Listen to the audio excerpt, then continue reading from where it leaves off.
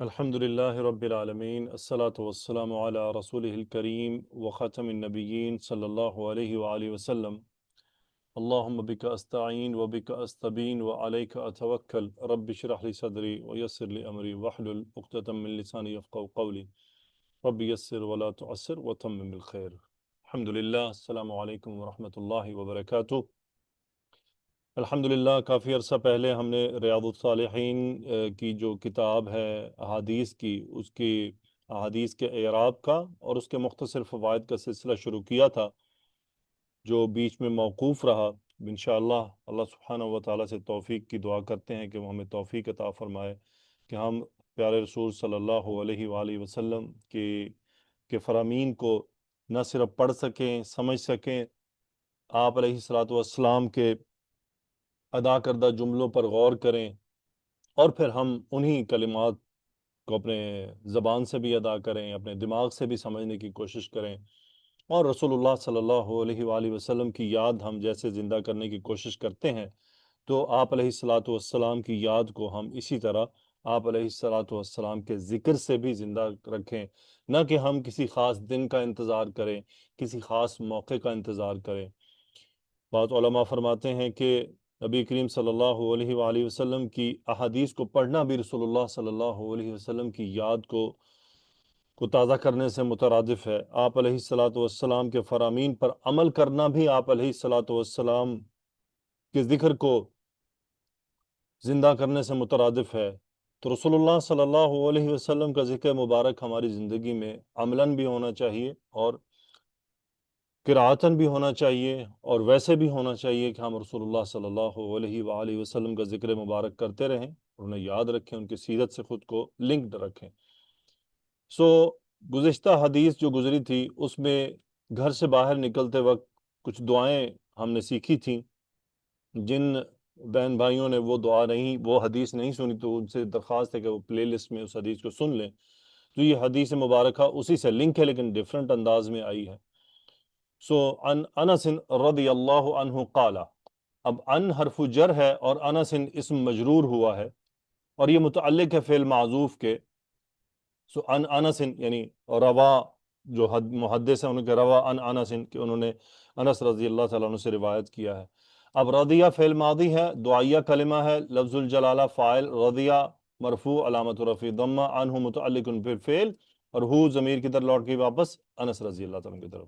تو یہ جملہ رضی اللہ یہاں پر جملہ اعتراضیہ بن گیا، جو کہ قالا اور اس کے بیچ میں آ گیا، یعنی جو انس رضی اللہ تعالیٰ عنہ کے وہاں پر جو جملہ گزرا ہے متعلق ہے اس سے۔ تو قالا کا فاعل کون ہے؟ ہوا قالا یقول فعل ماضی، ہوا فاعل یہ کدھر لوٹے گا؟ انس رضی اللہ تعالیٰ عنہ کی طرف۔ انس رضی اللہ تعالیٰ عنہ نے فرمایا قال رسول اللہ صلی اللہ علیہ وسلم۔ اب قال فعل ماضی، رسول اللہ صلی اللہ علیہ وسلم یہاں پر مفعول، رسول مضاف، فاعل، رسول فاعل، اور مرفوع علامت رفع ضمہ، اور یہ مضاف، لفظ الجلالہ مضاف الیہ مجرور و علامت جر الکسرہ، صلی اللہ علیہ وآلہ وسلم جملہ اعتراضیہ، یعنی یہ اپنے مقولہ اور قال فاعل کے بیچ میں آ گیا ہے۔ قال رسول اللہ صلی اللہ علیہ وسلم، رسول اللہ صلی اللہ علیہ وسلم نے فرمایا۔ اب آگے مقولہ ہے، تو من قالا سے لے کر تنہا عنہ الشیطان، یہاں تک پورے کا پورا یہ جو حدیث ہے یہ مقولہ بن گئی، اور یہ مقولہ بنی تو یہ جملہ فی محل نصب ہوا مفعول بہ لی قالا۔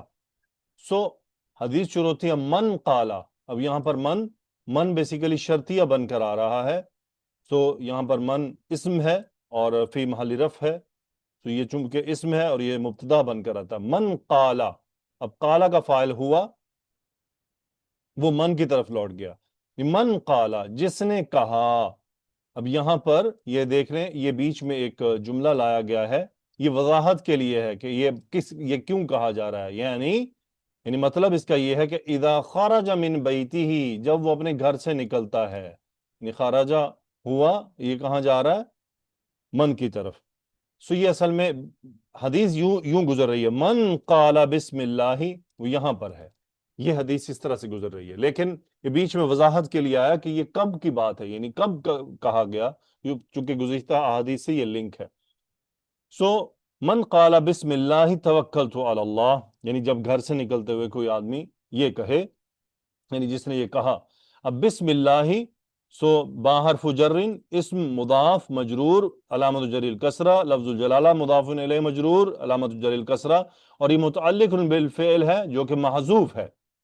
سو جس نے، یعنی جب گھر سے نکلتا ہے تو اس نے کہا بسم اللہ توکلت علی اللہ، تو یہ مقولہ بن گیا، یعنی مقولہ نمبر 1 توکلت علی اللہ، توکل یتوکل، باب تفاعل فعل ماضی، فاعل اس کا تا ضمیر علی اللہ متعلق بالفعل، یعنی جو گھر سے نکلا اور اس نے کہا بسم اللہ توکلت علی اللہ، یعنی اللہ کے نام سے میں نکلتا ہوں اور اللہ پر بھروسہ کرتا ہوں، اللہ ہی پر توکل کرتا ہوں۔ اور کیا کہا، ولا حول ولا قوت الا باللہ۔ اب یہ پورا جملۃ الشرط ہے، یعنی یہ قالا بیسیکلی جملۃ الشرط ہے، بسم اللہ توکلت علی اللہ یہ مقولہ ہے، ولا حول ولا قوت الا باللہ یہ بھی مقولہ ہے۔ تو یہ جو جملے آ رہے ہیں یہ فی محل نصب ہیں، مفعول بہ لی قالا، لا حول ولا قوت الا باللہ، یعنی کوئی طاقت نہیں، کوئی قوت نہیں سوائے اللہ سبحانہ و تعالیٰ کی مدد کے، یعنی اللہ سبحانہ و تعالیٰ کی توفیق کے علاوہ کچھ بھی ممکن نہیں ہے۔ تو لا حول ولا قوت الا باللہ، یعنی ہم جب بھی کوئی نیکی کا کام کریں یا ہم برائی سے بچیں تو اس برائی سے بچنے اور نیکی کے کام کرنے کی ہم میں ذاتی طور پر کوئی طاقت نہیں ہے سوائے اس کے کہ اللہ تعالیٰ کی ہمیں توفیق حاصل ہو۔ سو یہ لا حول ولا قوت الا باللہ کی جو اعرابی جو تفصیل ہے وہ اگلے پیج پر ہم دیکھتے ہیں، یہاں ہم حدیث مکمل کر لیتے ہیں۔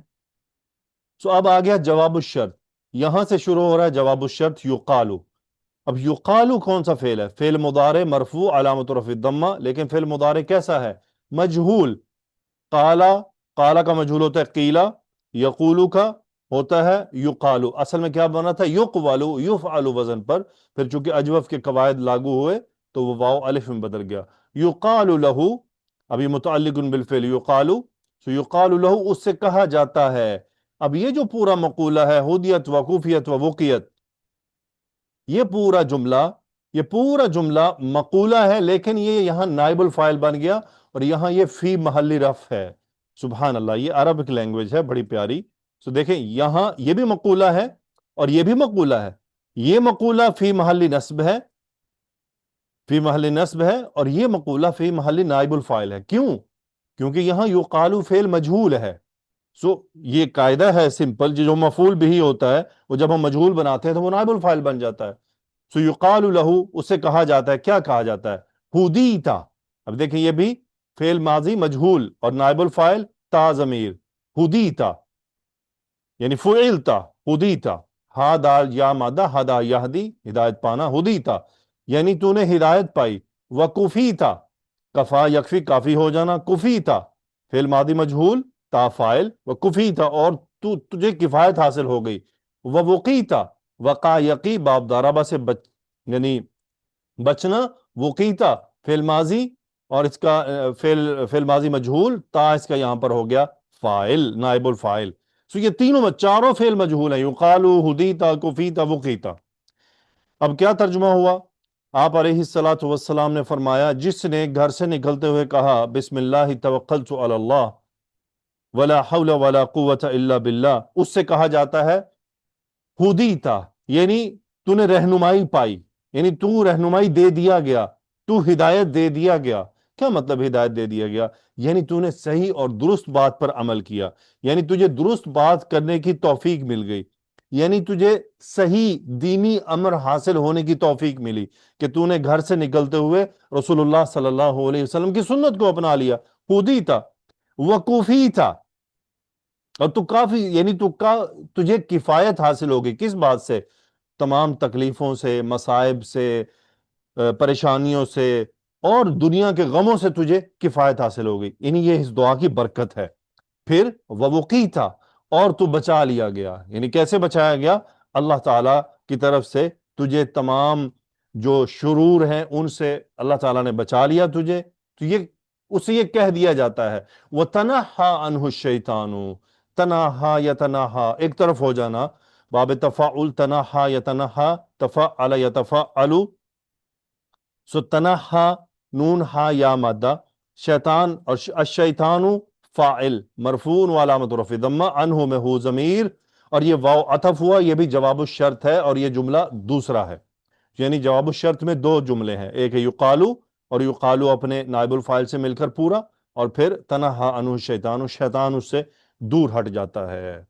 تو یہ ہے گھر سے باہر نکلتے وقت دعا پڑھنے کی فضیلت، کہ جب انسان گھر سے باہر نکلتا ہے اور وہ دعا پڑھتا ہے اور وہ یہ کہتا ہے کہ بسم اللہ توکلت علی اللہ لا حول ولا قوة الا باللہ، اب یہ مختصر سی دعا ہے لیکن اس کا فائدہ کتنا بڑا ہے کہ اس سے یہ کہا جاتا ہے کہ تو نے رہنمائی پائی، یعنی تجھے ہدایت مل گئی، وکفیتا، اور تو نے کفایت پالی، ووقیتا، اور تجھے بچا لیا گیا، وتنہا عنہ الشیطان، اور شیطان اس سے دور ہٹ جاتا ہے۔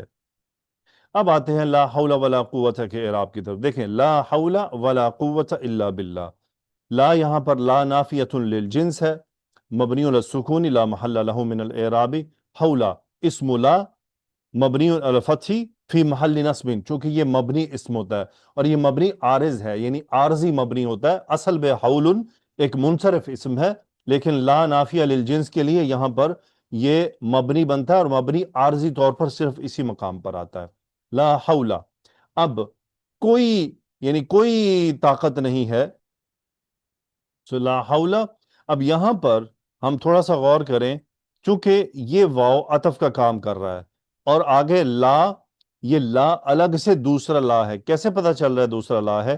کہ قوت بھی مبنی علی الفتح فی محل نصب ہے، اس سے پتا چلا کہ اس کا مطلب یہاں سے یہ ایک جملہ الگ ہے اور یہ دوسرا جملہ ہے، اس لیے اس لا کو لا عطف نہیں کہا جائے گا بلکہ یہ الگ جملہ ہے، جملہ جملے پر عطف ہو رہا ہے۔